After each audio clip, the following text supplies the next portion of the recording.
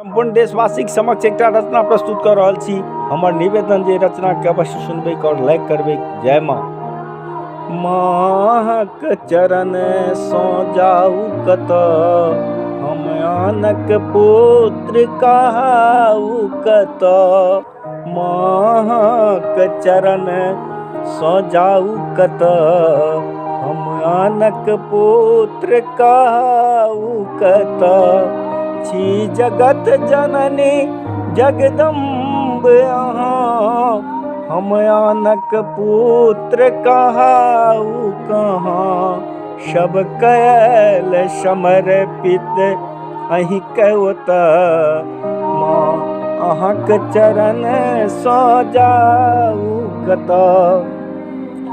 सब शक्ति अहि में अछि अम्बे, छी अहि जगत हित अवलंबे।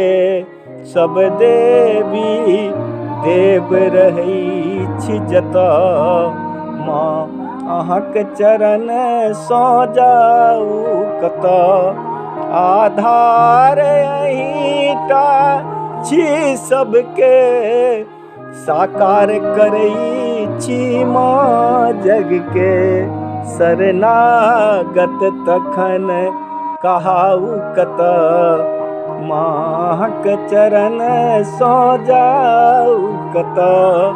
दिनकरक प्रकाश अहि माँ छी, जल विद्युत शक्ति अहि माँ छी।